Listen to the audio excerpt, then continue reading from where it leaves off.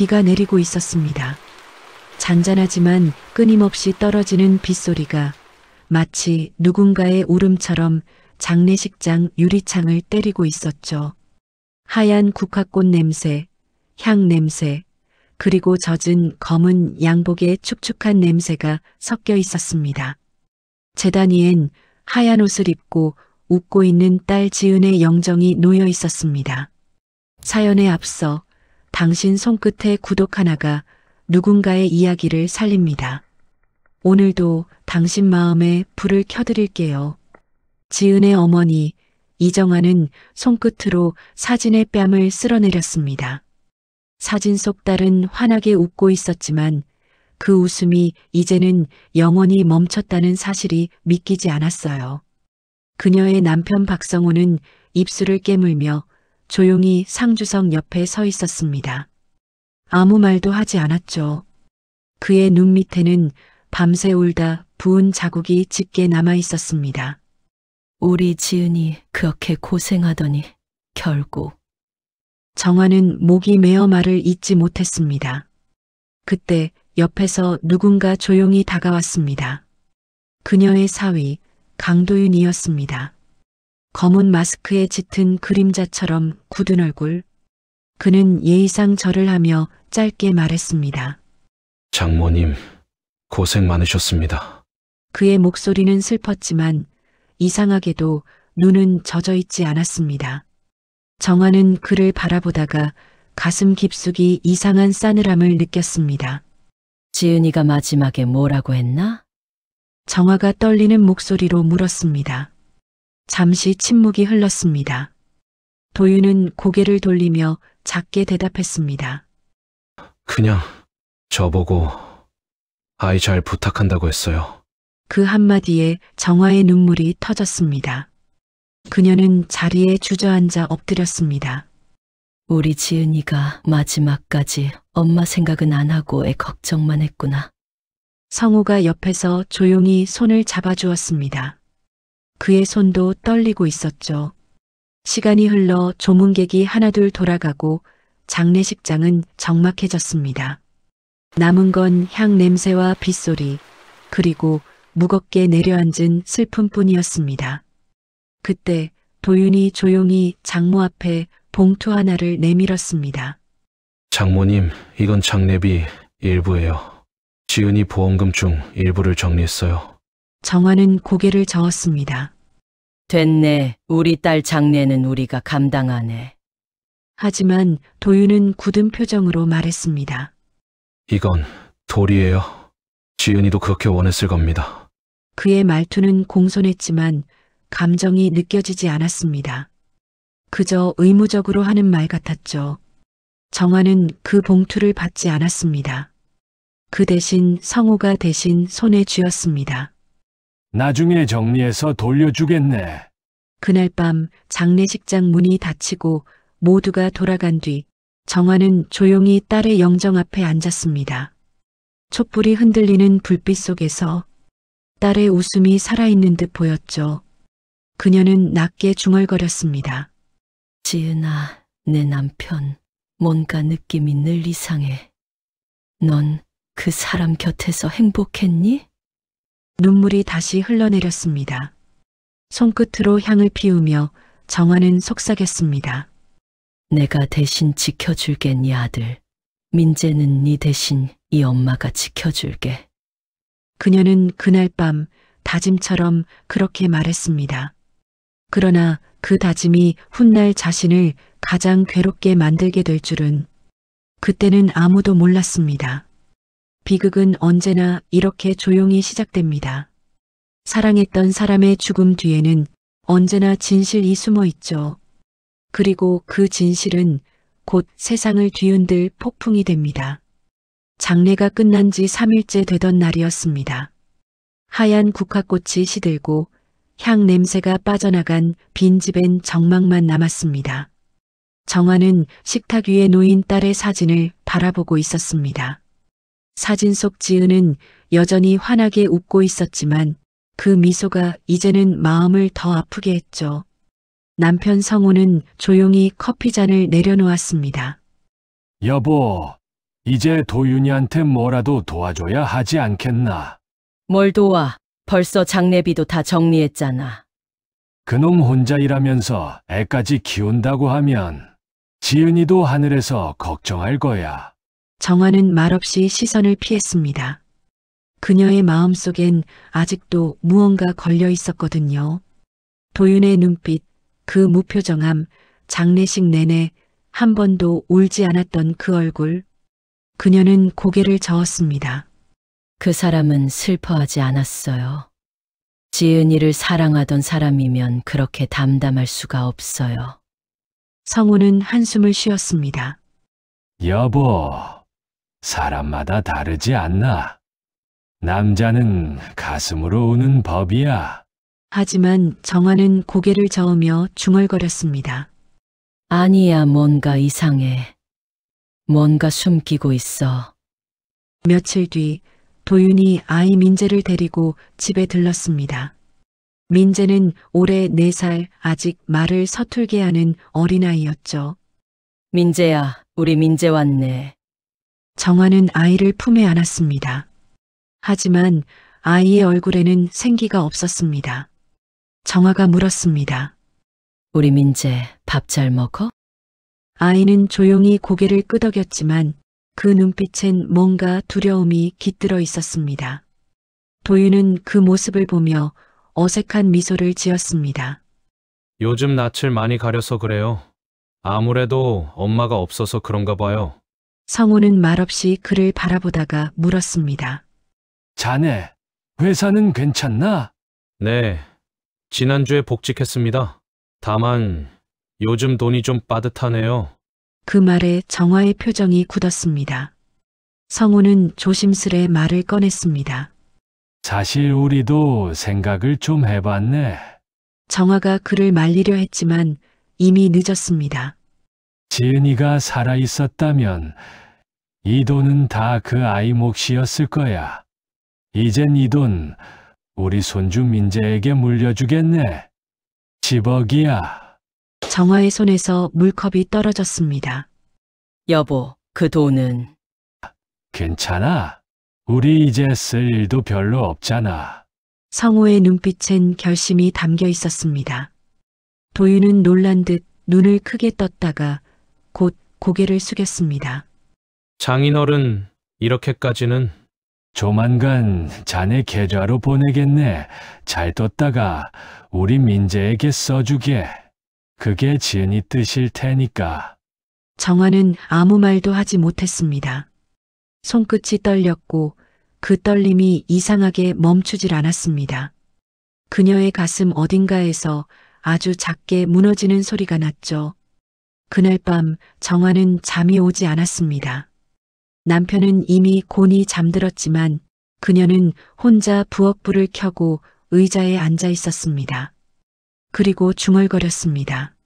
지은아, 엄마가 잘한 걸까? 그 사람이 정말 우리 민재 잘 키울까? 그녀는 문득 장례식 날 도윤이 내밀었던 봉투가 떠올랐습니다. 그 봉투엔 보험금 일부라고 적혀 있었지만 정화는 그 안을 열어보지 않았습니다. 이상하게 손이 가지 않았죠. 그녀는 서랍에서 그 봉투를 꺼내 조심스레 열었습니다. 그 안에는 현금 몇 장과 함께 보험 정산 잔금이라 적힌 메모가 들어 있었습니다. 글씨는 반듯했지만 그 밑엔 희미하게 다른 부분이 있었습니다. 마치 누군가가 그 위에 뭔가를 지웠던 것처럼요. 정화는 잠시 그 종이를 내려다보았습니다. 그리고 작은 한숨을 내쉬며 접었습니다. 그래, 그냥 내가 너무 예민한 거겠지. 그러나 그날 새벽 그녀는 이상한 꿈을 꿨습니다. 딸 지은이 하얀 옷을 입고 나타나 조용히 웃으며 이렇게 말하는 꿈이었죠. 엄마, 그 돈 내 몫이 아니야. 정화는 식은땀에 젖어 눈을 떴습니다. 지은아, 무슨 뜻이야? 그녀는 온몸이 떨렸습니다. 그날 아침 식탁 위엔 서류 봉투 하나가 놓여 있었습니다. 남편이 써놓은 메모가 함께 있었습니다. 여보, 오늘 아침 도윤이한테 송금했어. 우리 손주를 위해서 잘한 일이지? 정화는 그 메모를 한참 동안 바라보다가 천천히 의자에 앉았습니다. 그리고 낮게, 아주 낮게 중얼거렸습니다.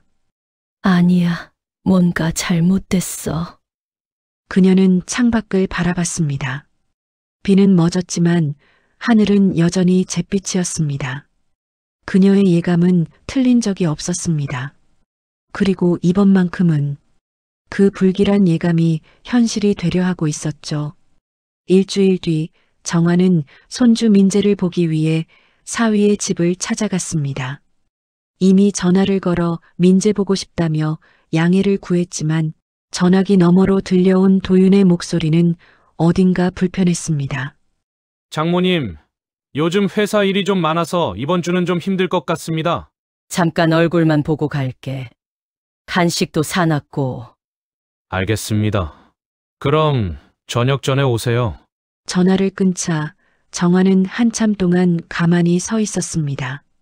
목소리 속 피곤함보다 더 불편했던 건 그 안에 섞인 미묘한 불쾌함이었죠.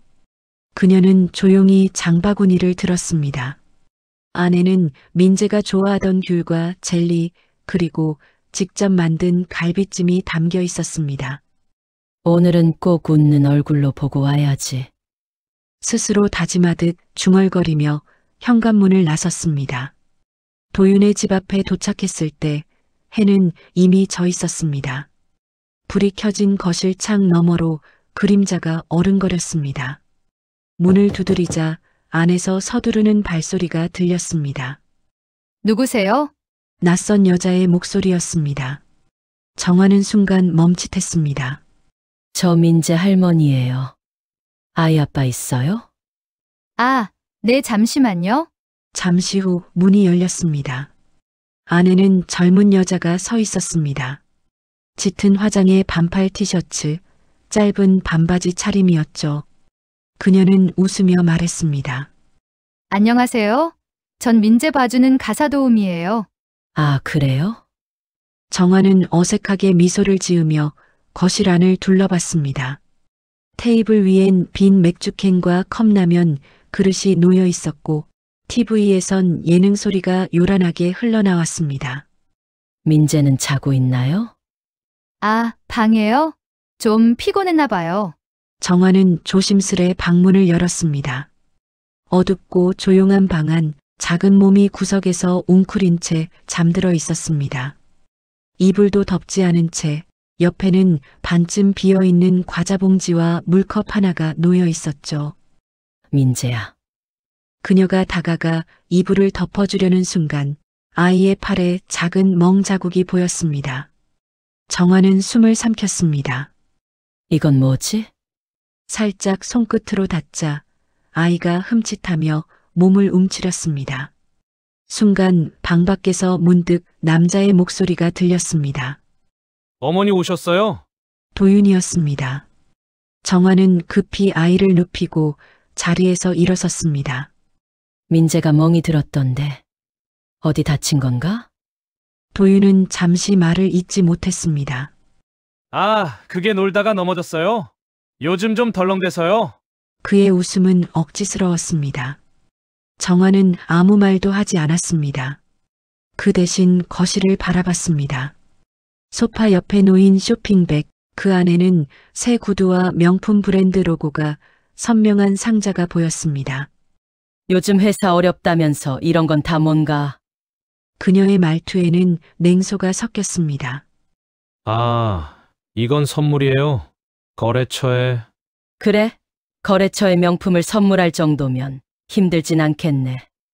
정화의 눈빛이 매서워졌습니다. 그때 도윤은 억눌린 목소리로 말했습니다. 장모님, 제 생활에 너무 간섭하지 않으셨으면 합니다. 그 한마디에 정화는 할 말을 잃었습니다. 잠시 침묵이 흘렀습니다. 이내 그녀는 조용히 봉투를 꺼냈습니다. 이건 민재 용돈일세. 애 먹는 거라도 사주게. 그럴 필요 없습니다. 제가 다 알아서 할게요. 그의 태도는 냉담했고 시선은 차가웠습니다. 정화는 더 이상 말을 잇지 못했습니다. 그저 조용히 고개를 숙이고 현관으로 향했습니다. 그녀가 나가려던 순간 방 안에서 민재의 울음소리가 들렸습니다. 엄마, 무서워. 정화는 걸음을 멈췄습니다. 하지만 도윤은 문을 닫으며 짧게 말했습니다. 요즘 애가 예민해서 그래요. 괜찮습니다. 그녀는 그 자리에서 돌아서며 중얼거렸습니다. 지은아, 너 들리니? 너 없으니까 이 집이 너무 차가워. 집으로 돌아온 정화는 이불 위에 앉아 있었습니다. 눈을 감으려 해도 아이의 멍든 팔이 자꾸 눈앞을 스쳤습니다. 그녀는 결국 결심했습니다. 여보, 나 내일부터 민재 어린이집 끝날 때쯤 가볼 거예요. 왜? 그냥 마음이 좀 그래요. 이상한 게 너무 많아요. 성우는 잠시 말이 없었습니다. 그리고 고개를 끄덕였습니다. 그래, 알겠어. 부디 당신이 괜한 걱정했던 거였다고 말하길 바라네. 그러나 그들의 걱정은 이제 막 진짜 현실이 되려 하고 있었습니다. 오후 4시가 되자 어린이집에서 작은 종소리가 울리고 건너편에 정화가 서 있었어요. 바람은 차가웠고 아이들 웃음은 가벼웠습니다. 민재는 한 줄 뒤에서 천천히 걸어 나왔어요. 가방 끈이 한쪽으로 늘어졌고 신발 앞코는 달아 하얗게 들떠 있었죠. 정화는 크게 손을 흔들었습니다. 민재야, 아이는 깜짝 놀라 뒤를 돌아봤어요. 잠깐 멈칫하더니 조심스레 다가왔습니다. 할머니, 우리 민재 오늘 하루 어땠어요? 민재는 어깨를 으쓱했어요. 대답 대신 입술을 깨물었죠. 정화는 아이 손을 가볍게 감쌌습니다. 손끝이 차가웠어요. 따뜻한 거 먹자. 배고프잖아. 아이는 바로 고개를 저었어요. 아빠가 모르는 사람이랑 밥 먹지 말랬어요. 정화의 가슴이 서늘해졌습니다. 모르는 사람이라는 말이 가시처럼 걸렸어요. 그래도 목소리를 낮추고 말했죠. 그럼 이렇게 하자. 할머니가 배고파 그러니까 할머니 먹을 때 너는 국물만 한 숟가락 먹어. 약속 어긴 거 아니지? 민재의 눈동자가 흔들렸어요. 오래 참은 아이처럼 조심스럽게 고개를 끄덕였습니다. 둘은 학교 앞 분식집으로 들어갔어요. 기름 냄새와 김이 뒤섞인 따뜻한 공기가 얼굴을 감쌌습니다. 떡볶이 하나 어묵 국물 넉넉히 부탁해요. 컵에 담긴 국물을 아이 앞에 놓자 민재는 두 손으로 감쌌어요. 뜨거운 김에 얼굴이 살짝 붉어졌습니다. 그는 아주 천천히 한 모금 떠넣었어요. 그리고 잠깐 눈을 감았습니다. 그 순간 표정이 풀렸어요. 정화는 그 작은 변화를 놓치지 않았습니다. 점심은 뭐 먹었니? 아이는 눈치를 봤어요. 그러다 낮게 속삭였죠. 도시락, 찬밥이었어요. 반찬은 김, 많이는 못 먹었어요. 정화는 숟가락을 멈췄습니다. 도시락이라는 말이 낯설었어요. 유치원 급식이 아니라 도시락이라니. 지난달 등록 갱신 문자도 봤는데요. 속이 서늘하게 식었어요. 아빠가 싸줬니? 응, 근데 가끔은 내가 챙겨 먹어. 늦게까지 자서 시간이 없대. 정화의 손등 힘줄이 붉어졌습니다. 목소리를 억지로 눌렀어요. 밥이 자주 차갑니? 민재가 고개를 끄덕였어요. 그리고 작은 목소리로 덧붙였죠. 선생님이 밥이 신내난다고 선생님이 따로 챙겨주셨어. 정화의 심장이 2번, 3번 크게 뛰었어요. 아이의 머리카락 사이로 살짝 비치는 두피가 휑했어요. 손목에는 작은 멍이 희미하게 남아 있었죠. 그녀는 아무 말 없이 손수건을 접어 아이 손목을 살짝 덮어줬습니다. 신발은 왜 이렇게 달았어? 작아서 발가락이 조금 아파요. 아빠가 다음 달에 사준다고 했어요. 정화는 계산을 마치고 가게 밖으로 나왔어요. 바로 옆 신발 가게로 아이를 데려갔습니다. 한 번만 신어보자. 발이 아프면 마음도 아파요. 민재는 미안한 얼굴로 신발을 신어봤어요. 새 신발을 신는 순간 걸음이 가벼워졌습니다. 그 작은 발걸음 소리가 정화의 가슴을 조여왔어요. 그녀는 영수증을 접어 지갑 깊숙이 넣었습니다. 증거는 작을수록 오래 남는다는 걸 알고 있었죠. 집으로 돌아가는 길 골목 입구에 서자 민재가 발을 멈췄어요. 여기까지만 같이 가. 아빠가 싫어해. 정화는 아이 이마를 쓸어주고 멀찍이 떨어져 그가 들어가는 걸 지켜봤어요. 오피스텔 복도 끝 502호 문이 열렸습니다. 그때 안쪽에서 거친 목소리가 튀어나왔어요. 어디 갔다 와? 누가 데려다 줬어? 민재의 목소리가 작게 흔들렸어요. 혼자. 문이 철컥 닫혔습니다. 정화는 복도 끝에 남아 한동안 서 있었어요. 문틈 아래로 새는 빛이 가늘게 떨렸습니다. 그녀는 핸드폰을 꺼내 메모장을 열었어요. 민재 손목 멍, 신발 다름 심함, 도시락 찬밥 신내, 유치원 급식 확인 필요, 등록료 연체 여부 점검, 집 앞 CCTV 위치 파악. 그녀는 엘리베이터 버튼을 누르다가 문 앞 바닥에 놓인 우편물을 봤습니다. 흘러내린 창고형 우편함에서 흰 봉투 하나가 반쯤 튀어나와 있었어요. 연체 고지 대부업체라는 빨간 글자가 정면으로 박혀 있었죠. 등줄기를 타고 한기가 올랐어요. 고개를 들어 문 안쪽의 정막을 바라봤습니다. 손이 저릿하게 떨렸죠. 그때 문이 벌컥 열렸습니다. 사위 도연이가 서 있었어요. 수염이 거칠게 자라 있었고 눈밑은 푸르스름했습니다. 냄새는 술과 담배 그리고 오래된 기름 냄새가 섞여 있었어요. 그는 즉시 우편물부터 챙겨 가방 속에 구겨 넣었죠. 정화를 보자 얼굴이 굳었습니다. 왜 여기 계세요? 정화는 한 발 앞으로 나갔습니다. 목소리는 낮았고 또렷했어요. 민재 밤 얘기 들으러 왔다. 저희 집 일에 왜요? 내가 집을 만들었으면 내일이지. 근데 지금 이건 집이 아니야. 냄새부터 사람 사는 냄새가 아니잖아. 도연은 입술을 깨물었어요. 눈이 가늘게 떨렸습니다. 어머니, 말을 왜 그렇게 하세요? 말 돌리지 마. 아이 손목 멍은 뭐야? 찬밥은 왜 먹이고? 유치원 급식은 왜 끊었어? 짧은 침묵이 복도를 채웠어요. 도연은 시선을 피했습니다. 신발장 위에 던져진 새 골프 장갑, 거실 안쪽으로 보이는 큰 TV, 그리고 구석에 처박힌 아이 옷더미가 비죽비죽 보였어요. 정화는 그 모든 걸 눈으로 훑었습니다. 하나하나 사진처럼 머릿속에 박아 넣었죠. 다음 달에 정리할 거예요. 지금은 사정이 있어서요. 10억이 사정이야? 내 손에 들어간 돈이 누구의 피였는지 기억해라. 내 딸의 시간, 우리 부부의 슬픔, 노년의 마지막 돈이었어. 도연의 눈빛이 순간 흔들렸어요. 하지만 금세 굳었습니다.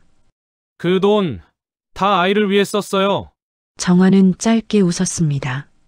웃음이 아니라 부서진 숨이었어요. 거짓말하지 마. 연체 고지서, 냄새, 아이 점심, 아이 몸에 뭐. 말보다 몸이 먼저 진실을 말해. 내 말은 여기까지다. 오늘은 돌아간다. 돌아서려던 순간 안쪽에서 민재의 울음이 작게 새어나왔어요. 정화는 반사적으로 다시 문을 보았죠. 그때 거실 탁자 위에서 번쩍거리는 종이가 눈에 들어왔습니다. 얇은 ATM 출금 영수증들이 겹겹이 쌓여 있었어요. 금액은 일정하게 잘려 있었고 날짜는 촘촘했죠. 그녀는 눈으로 빠르게 훑었습니다. 익숙한 숫자가 지나갔어요. 300만 원, 500만 원, 700만 원, 규칙적으로 비워지는 계좌의 패턴이 선명했어요. 도연은 시선을 따라오자 황급히 영수증을 뒤집었어요. 이건 제 개인. 정화는 더 묻지 않았습니다. 오늘의 싸움은 여기까지였어요. 말로는 이길 수 없는 사람이라는 걸 이제 확실히 알았으니까요. 대신 그녀는 천천히 고개를 끄덕였어요. 그래. 내일은 말이 아니라 증거로 오겠다.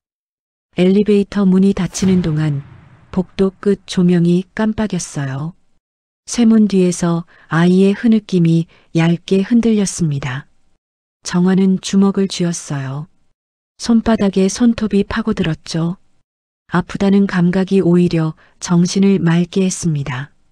밖으로 나오자 바람이 매섭게 불었어요.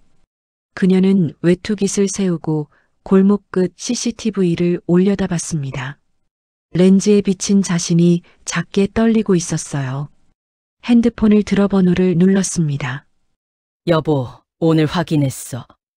도시락이 찬밥이래. 급식 끊긴 것 같아. 손목에 멍도 있고 우편함에 연체 고지. 출금 영수증도 잔뜩이야.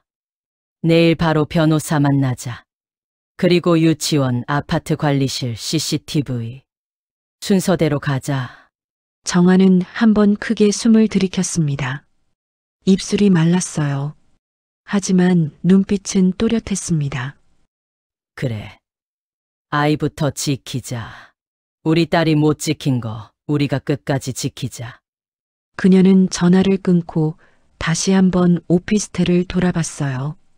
창문 하나가 어둠 속에서 빛을 삼켰습니다.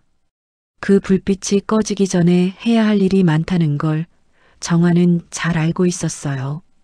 발걸음을 떼려는 순간 주머니 속에서 접힌 영수증이 손끝에 걸렸습니다. 새 신발 영수증이었죠.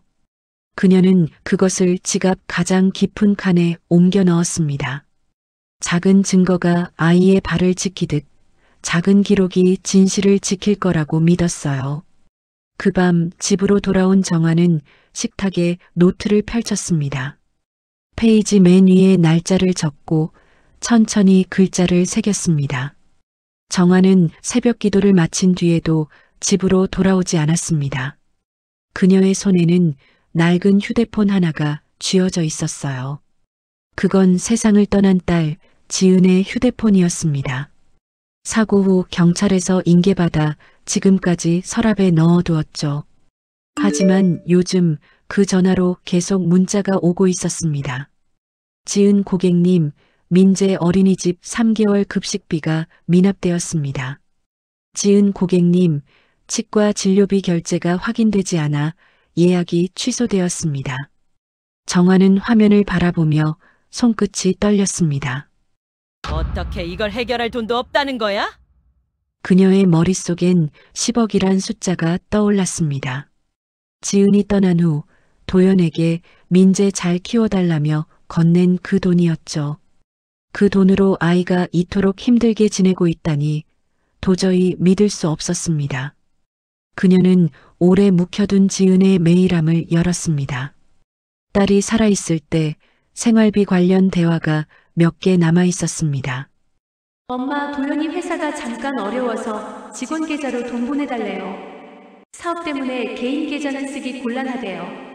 그 메시지 밑엔 이름 하나가 적혀 있었습니다. 김서연. 정화의 심장이 철렁 내려앉았습니다. 또 그 이름이야? 도대체 왜 계속 그 사람한테로? 그녀는 본인 계좌에서 보낸 송금 내역을 출력해봤습니다. 보낸 사람은 항상 자신, 받는 사람은 언제나 김서연. 그 내역은 지은이 떠난 그해 봄부터 최근까지 이어져 있었습니다. 정화는 손으로 종이를 움켜쥐며 중얼거렸습니다. 직원 계좌라더니 왜 생활비가 아이에게 닿질 않지? 그녀는 남편 성우를 불렀습니다. 여보, 이거 봐요.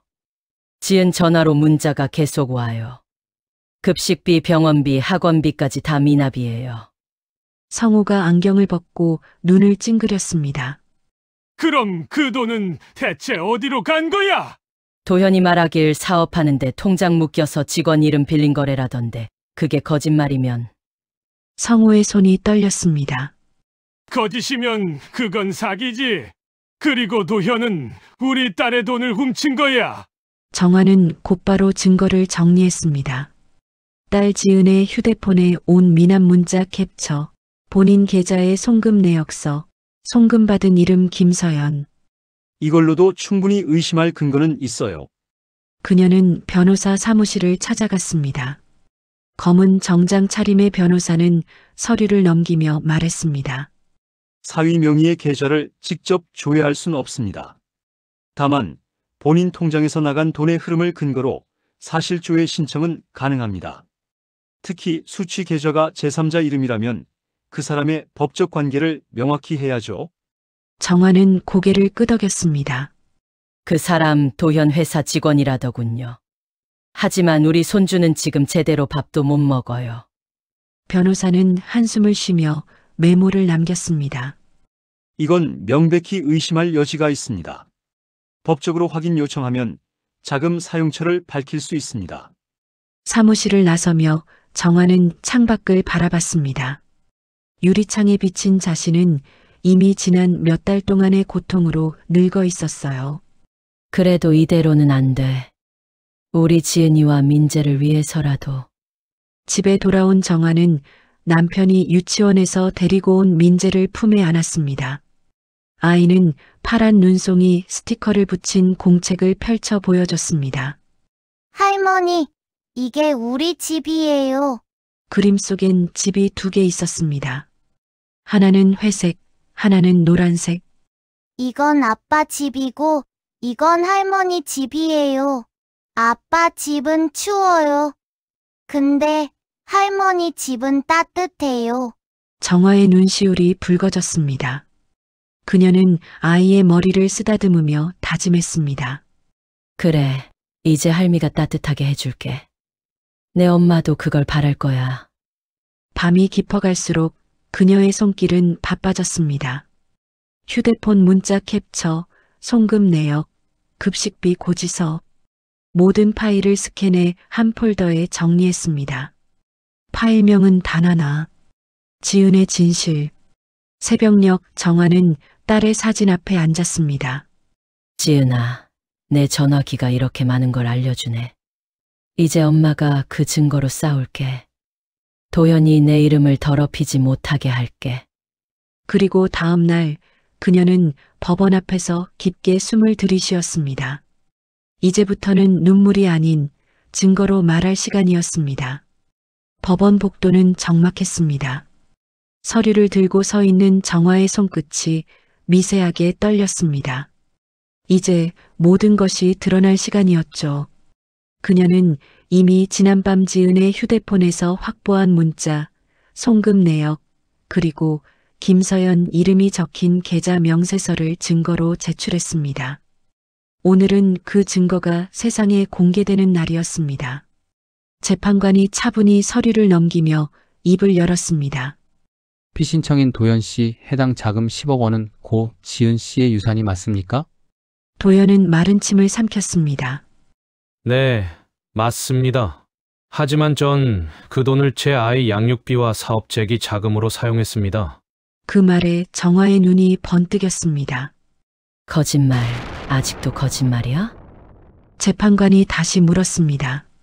그럼 자금이 입금된 계좌 김서연 씨는 어떤 관계입니까? 도현은 잠시 머뭇거리다 말했습니다. 직원입니다.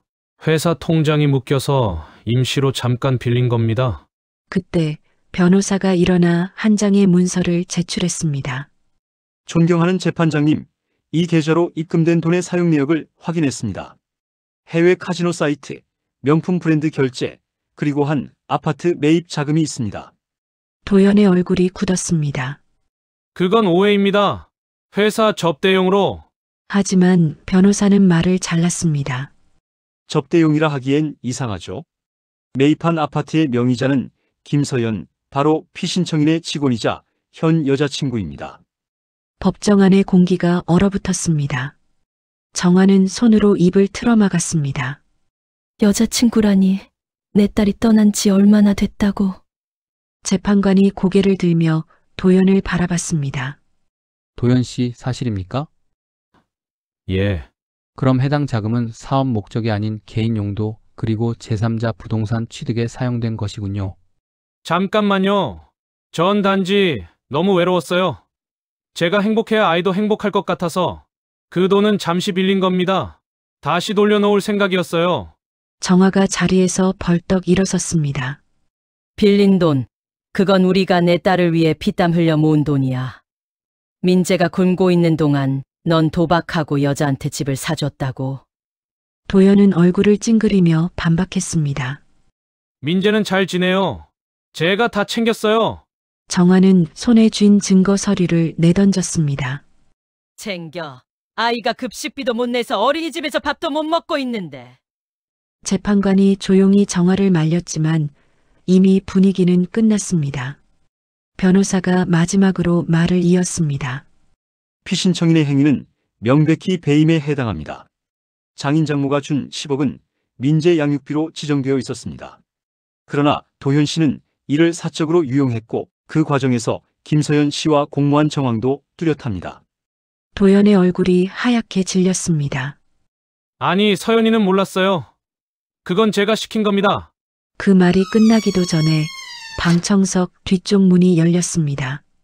그곳에 서 있던 여자가 고개를 숙였습니다. 김서연이었습니다. 아니요. 사장님, 저도 알았어요. 그녀의 목소리는 떨렸습니다. 도연 씨가 말했어요.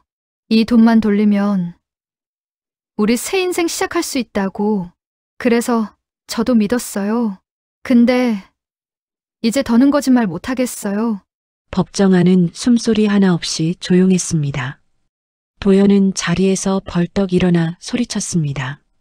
서연아, 그만해. 지금 네 말 한마디에 우리 둘 다 끝이야. 하지만 서연은 울먹이며 고개를 저었습니다. 전 이미 끝났어요. 그 아이, 민재 얼굴을 봤어요. 그 눈빛이 아직도 잊히질 않아요. 그 아이는 늘 말했어요. 아빠 집은 추워요. 라고. 정화의 눈물이 뚝 떨어졌습니다. 재판관은 조용히 말을 이었습니다. 피신청인 도연 씨에 대한 유용 혐의 사실로 인정됩니다. 자금의 반환 및 손해배상 절차를 명령합니다. 정화는 고개를 숙이며 손끝을 꼭 쥐었습니다. 승리의 기쁨이 아니었습니다. 단지 너무 늦게 알아버린 진실의 무게가 그녀를 짓눌렀습니다. 법정을 나서는 길, 도연이 그녀를 불렀습니다. 어머니, 저도 인간이에요. 잠시 길을 잃었을 뿐이었어요. 정화는 돌아서서 그를 똑바로 바라봤습니다. 길을 잃은 게 아니야, 도현아. 넌 스스로 지옥으로 걸어 들어갔어. 그리고 그 길엔 이제 내 옆에 아무도 없을 거야. 그녀는 천천히 걸음을 옮겼습니다. 법원 밖 하늘은 회색빛이었지만 마음속엔 하나의 결심이 타올랐습니다. 지은아, 내가 남긴 이 증거로 내가 끝까지 지킬게. 민재만큼은 다시는 울지 않게. 그녀의 뒤에서 기자들의 플래시가 번쩍였고 도연은 멍하니 그 자리에 서 있었습니다. 그의 손에는 서연이 남기고 간 반지가 쥐어져 있었죠. 모든 걸 잃은 남자의 눈빛은 이제 후회조차 남아있지 않았습니다. 그날 저녁 하늘엔 잿빛 구름이 깔려 있었습니다. 정화는 법정을 나와 집으로 향하던 중이었죠. 그때 휴대폰이 진동했습니다. 보낸 사람은 김서연.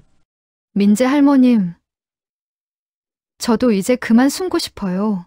도연 씨의 진짜 얼굴 말씀드리고 싶습니다. 정화는 잠시 멈춰섰습니다. 그 이름, 그 메시지. 그녀는 잠시 고민하다가 답장을 보냈습니다. 내일 오전 10시 우리 아이가 했었던 가게 앞에서 보자. 다음 날 오래전 딸이 운영하던 작은 카페 앞. 문은 닫힌 지 오래였지만 여전히 유리창에는 지은의 하루라는 글씨가 희미하게 남아 있었습니다. 서연은 그 앞에서 고개를 숙이고 서 있었죠. 예전보다 초췌해진 얼굴, 떨리는 손끝. 어머니, 정화는 차가운 눈빛으로 그녀를 바라봤습니다. 이제야 나타났네. 그 사이 그 돈으로 잘 살았겠지. 서연은 고개를 저었습니다. 잘 살지 못했어요. 그 집도 팔았어요. 도연 씨가 도박에 미쳐서 제 이름으로 된 집을 팔아버렸어요. 정화의 눈이 커졌습니다. 뭐라고? 도박. 서연은 눈물을 삼켰습니다. 처음엔 회사 일이 잘 안 풀린다고 하더니 그 다음엔 해외 투자 주식 그리고 카지노까지 밤마다 전화로 욕하고 돈을 요구했어요. 저도 무서워서 그때부터 녹음했어요. 그녀는 핸드폰을 꺼내 녹음 파일을 틀었습니다.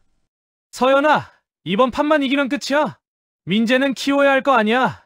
지인이 마지막 부탁이었는데 우리 셋이 잘 살면 되는 거야. 정화의 손이 덜덜 떨렸습니다. 그 입으로 내 딸 이름을. 서연은 눈물을 훔치며 말했습니다. 저도 죄인이에요.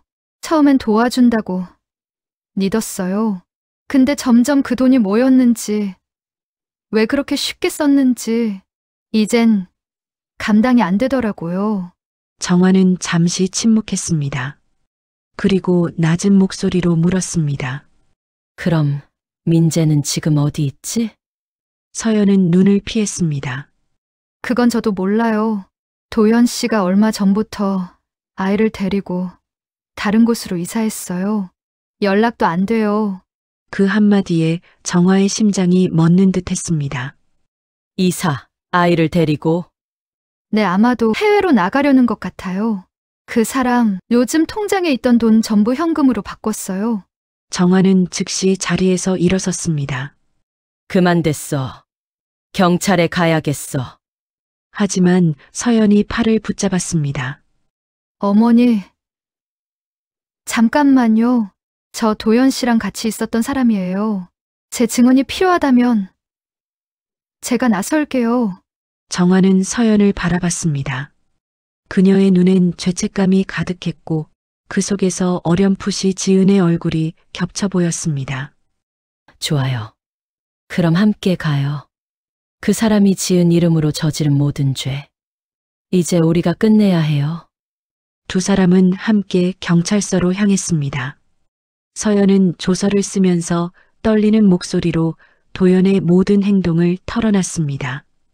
도박, 불법 투자, 그리고 유산의 횡령.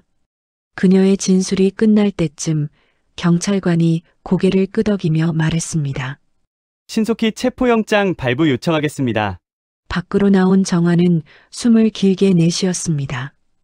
비가 내리기 시작했지만 그 비는 묘하게 따뜻했습니다. 서연이 고개를 숙이며 말했습니다. 어머니, 죄송합니다.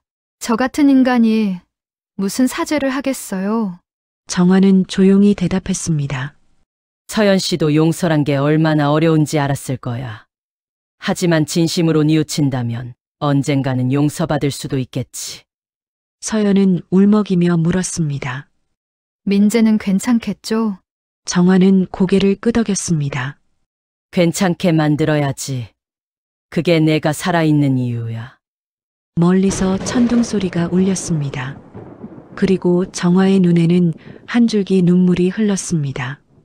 그 눈물 속엔 분노도, 슬픔도, 그리고 희미한 안도감도 섞여 있었습니다. 이제 진실은 세상 밖으로 나왔고 거짓의 끝은 마침내 무너져 내리려 하고 있었죠. 끝난 게 아니구나. 비가 그친 아침, 하늘엔 잿빛 구름이 10개 흩어져 있었습니다. 정화는 경찰서 앞 벤치에 앉아 있었습니다. 밤새 눈도 붙이지 못했죠. 도연이 잠적했다는 소식이 머릿속을 맴돌았습니다. 그 인간이 민재를 데리고 나갔다니 지금 어디에 있는 걸까? 그녀는 주머니 속 민재의 사진을 꺼냈습니다. 파란 스티커가 붙은 공책을 들고 활짝 웃던 아이. 그 미소를 다시 볼 수 있을까 생각하자 눈가가 젖었습니다. 그때 경찰관이 다가왔습니다. 어르신 출입국 기록 확인해봤는데요. 도연 씨가 티켓을 끊었던 이력은 있는데 출국한 이력은 없었어요. 그리고 이상한 게 구매한 티켓이 하나였어요. 정화는 자리에서 벌떡 일어섰습니다. 그럼 아이는요? 경찰관은 잠시 머뭇거리다 말했습니다. 총력을 다해 지금 수색 중입니다. 무슨 말씀이세요? 정화의 다리가 풀리며 의자에 주저앉았습니다. 그럼 아이는 지금 어디 있는 거예요? 현재로선 확인되지 않습니다. 아마 지인을 통해 맡겼을 가능성도 있습니다. 그녀는 입술을 깨물었습니다. 지은을 잃고 도연에게 속고 이젠 손주까지 사라졌다니. 안 돼. 내 손으로 그 아이를 찾아야 해. 그날 오후 정화는 서연을 다시 만났습니다. 서연은 불안한 눈빛으로 물었습니다. 도연 씨, 진짜 도망간 거 맞아요? 그래. 그런데 문제는 민재야. 그놈이 애를 어디 숨겼는지 모른대. 서연은 고개를 숙였습니다. 저 하나 알아요. 도연 씨가 며칠 전까지 자주 들르던 곳이 있어요. 시 외곽에 있는 옛 공장 창고예요. 거기서 누굴 만나는 것 같았어요. 정화는 즉시 경찰에 알렸습니다. 다음 날 수색대가 공장을 급습했습니다. 문이 열리자 먼지 쌓인 사무실 안에서 작은 아이의 신발 한 짝이 발견됐습니다. 그리고 낡은 소파 위엔 민재의 가방이 있었죠. 그 안엔 공책 한 권이 들어 있었습니다. 표지엔 서툰 글씨로 이렇게 적혀 있었습니다. 아빠가 울어요. 엄마처럼 하늘로 간대요. 할머니, 보고 싶어요. 정화는 그 자리에서 무너졌습니다. 눈물이 쏟아져도 아이의 글씨를 다 읽을 때까지 멈출 수 없었습니다. 그녀는 떨리는 손으로 경찰에게 물었습니다. 아이는요? 근처 CCTV 확인 중입니다. 도연 씨 카드로 어젯밤에 이 근처 ATM에서 인출된 게 확인됐습니다. 시간이 흐르며 경찰의 무전소리가 긴박하게 울렸습니다. 발견했습니다. 남자 1명, 미성년자 1명과 함께 해안도로 이동 중. 정화는 경찰차에 함께 올랐습니다. 비에 젖은 도로를 달리며 그녀는 속삭였습니다. 지은아, 제발. 이번엔 늦지 않게 해줘. 한참 후 바닷가 절벽 근처에서 차 한 대가 발견됐습니다. 차문은 열려 있었고 바람이 세차게 불어왔습니다. 도연은 무릎을 꿇은 채 아이를 꼭 끌어안고 있었죠. 민재는 잠든 듯 조용했습니다. 정화가 소리쳤습니다. 도현아, 이게 뭐 하는 짓이야? 그는 고개를 들었습니다. 얼굴은 초췌했고 눈엔 광기가 번져 있었습니다. 다 끝났어요! 어머니! 모든 게 무너졌어요! 근데 이 아이는 나 없이 못 살 거예요! 정화는 한 걸음 다가서며 외쳤습니다. 아니야. 그 아이는 너 없어야 살 수 있어. 이제 그만 놓아줘, 도현아. 그 말에 도연의 눈빛이 흔들렸습니다. 그리고 잠시 후 그는 아이의 머리를 쓰다듬었습니다. 민재야, 아빠가 많이 미안해. 그 순간 경찰이 달려들어 도연을 제압했습니다. 아이의 몸이 품에서 떨어졌고 민재는 깨어나 울음을 터뜨렸습니다. 정화는 그 아이를 끌어안았습니다. 괜찮아. 이제 다 괜찮아. 도연은 수갑을 찬 채 고개를 떨궜습니다. 그의 입에서 낮은 목소리가 새어나왔습니다. 지은이한테 미안하다고 전해주세요. 정화는 아무 말도 하지 않았습니다. 그 말이 너무 늦었기 때문이죠. 그날 밤 정화는 민재를 품에 안고 지은의 납골당 앞에 앉았습니다. 아이의 머리칼에 손을 얹으며 속삭였습니다. 지은아, 너의 아들은 이제 안전해. 그리고 엄마는 다시는 그 어떤 거짓에도 속지 않을 거야. 촛불이 흔들리며 그녀의 얼굴을 비췄습니다. 그 눈빛엔 슬픔도 있었지만 그보다 강한 결심이 깃들어 있었습니다. 봄 햇살이 유리창 너머로 부드럽게 흘러들었습니다. 그 유리창엔 희미하게 벗겨진 글씨가 남아 있었죠. 지은의 하루, 한때 사람들의 웃음과 향긋한 커피 냄새로 가득하던 그 카페의 이름이었습니다. 정화는 두 손으로 창문 먼지를 닦았습니다. 닳아버린 스티커 글씨 사이로 햇살이 스며들었죠. 지은아, 다시 문 열자. 이번엔 엄마가 끝까지 지켜줄게. 민재가 문 앞에서 묻습니다. 할머니, 여기서 엄마 일했어요? 그래, 내 엄마는 여기서 매일 사람들한테 커피를 주면서 웃었단다. 아이의 눈이 반짝였습니다. 그럼 나도 엄마처럼 커피 배우면 안 돼요? 정화는 웃으며 고개를 끄덕였습니다. 좋지. 근데 민재는 아직 우유 커피만. 그날 이후 정화는 카페를 다시 꾸리기 시작했습니다. 낡은 커피 머신은 손때 묻은 그대로였지만 새로 칠한 벽엔 노란빛이 감돌았습니다. 지은이 생전에 즐겨 틀던 재즈 음악을 다시 켰습니다. 그 음이 공간을 천천히 감쌌죠. 우리 지은이 여기서 이렇게 일했었구나. 그녀의 속삭임에 잔잔한 커피 향이 따라 흘렀습니다. 며칠 뒤 지은의 하루가 조용히 문을 열었습니다. 현수막엔 이렇게 적혀 있었습니다. 다시 지은의 하루가 시작됩니다. 첫 손님은 낯선 청년이었습니다. 그는 메뉴판을 보다가 조용히 말했습니다. 여기 예전엔 지은 씨가 했던 곳이죠? 정화는 잠시 놀랐지만 미소 지었습니다. 딸을 아세요? 네. 예전에 자주 왔어요. 그분 커피엔 이상하게 마음이 녹았거든요. 청년은 잠시 머뭇거리더니 커피잔을 들었습니다. 지금도 똑같은 향이에요. 그 말에 정화는 눈을 감았습니다. 그녀의 손끝이 잠시 떨렸습니다. 그럼 성공이네요. 딸이 남긴 맛을 지킨 거니까요. 점심 무렵 문이 또 열렸습니다. 그곳에 낯선 여자가 서 있었습니다. 긴 머리를 묶고 조심스레 고개를 숙였죠. 저 어르신. 그쪽은 서연 씨지?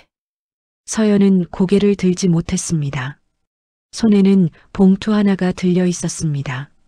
도연 씨가 교도소에서 부탁했어요. 남은 돈 닌제 이름으로 써달라고요. 정화는 아무 말 없이 봉투를 받아들었습니다. 두 사람 사이엔 한참 침묵이 흘렀습니다. 서연이 떨리는 목소리로 말했습니다. 정말 죄송해요. 그때 그 사람을 믿었던 것도 그 일에 눈 감았던 것도 제 잘못이에요. 정화는 천천히 고개를 들었습니다. 그 사람도 당신도 결국 늦게라도 깨달았잖아요. 그게 죄는 갚는 시작이에요. 잠시 후 카페 안에 잔잔한 피아노 선율이 울렸습니다. 민재가 카운터에 앉아 우유 거품을 올리고 있었죠. 할머니, 나도 손님한테 커피 줘볼래요. 정화는 웃으며 대답했습니다. 그래, 엄마처럼 따뜻하게 주는 거야. 서연은 그 모습을 보며 조용히 눈물을 닦았습니다. 정화는 그녀에게 한 잔의 커피를 내밀었습니다. 지은이가 생전에 좋아하던 맛이에요. 쓴데 마시면 마음이 따뜻해져요. 서연은 그 잔을 꼭 두 손으로 받았습니다. 한 모금 마신 뒤 그녀는 미소 지었습니다. 정말 그러네요. 따뜻해요. 정화는 커피 머신 옆 액자를 바라봤습니다. 그 안엔 지은의 웃는 사진이 걸려 있었죠. 그녀는 조용히 속삭였습니다. 지은아, 이제 정말 내 하루가 다시 시작됐어. 창밖에선 민재의 웃음소리가 들렸습니다. 봄이 완전히 찾아온 어느 오후 카페 지은의 하루 앞 벚꽃이 흐드러지게 피었습니다. 분홍빛 꽃잎이 바람에 흩날릴 때마다 유리창 안에 커피잔 위로 살며시 내려앉았죠. 정화는 조용히 창가를 닫고 있었습니다. 그녀의 머리카락엔 흰빛이 더 늘었지만 눈빛은 여전히 따뜻했습니다. 민재는 구석 테이블에서 숙제를 하고 있었죠. 옆에는 그가 직접 만든 작은 나무 액자가 놓여 있었습니다. 엄마의 하루, 할머니의 미소, 그리고 나의 꿈. 세 줄의 글씨는 서툴렀지만 마음만은 단단했죠. 정화는 민재 옆에 앉아 커피를 한 모금 마셨습니다. 민재야, 커서 뭐 되고 싶어? 나요? 엄마처럼 카페 사장님이요. 근데 손님한테는 커피 말고 이야기를 팔 거예요. 정화는 미소 지었습니다. 그래, 그게 내 엄마가 하던 일이었지. 창문 밖으로 벚꽃잎이 흩날렸습니다. 그때 한 중년 부부가 들어왔습니다. 여기 커피 향 참 좋네요. 지은 씨가 했던 카페 맞죠? 정화는 잠시 고개를 끄덕이며 웃었습니다. 네, 지금은 그 아이가 남긴 하루를 제가 이어가고 있어요. 손님이 나가고 문의종이 또 한 번 울렸습니다. 그 소리가 마치 지은의 웃음처럼 들렸죠. 정화는 카운터 너머 사진을 바라봤습니다. 지은의 미소, 민재의 웃음, 그리고 자신이 함께 있는 액자 한 장. 그 앞에 작은 쪽지가 붙어 있었습니다. 사랑은 사라지지 않는다. 형태만 바뀌어 계속 살아간다. 햇살이 그 문장을 비추며 반짝였습니다. 정화는 조용히 속삭였습니다. 지은아, 내 하루는 여전히 여기 있단다. 카페 문이 닫히고 저녁 노을이 내려앉았습니다. 유리창 너머로 민재의 웃음소리와 커피 향이 어우러졌죠. 그날 그 시간 지은의 하루는 다시 시작되고 있었습니다. 세상에는 시간이 지나도 잊히지 않는 향이 있습니다. 그건 사랑이 남긴 흔적이죠. 오늘 당신의 하루에도 그 따뜻한 향이 스며들길 바랍니다.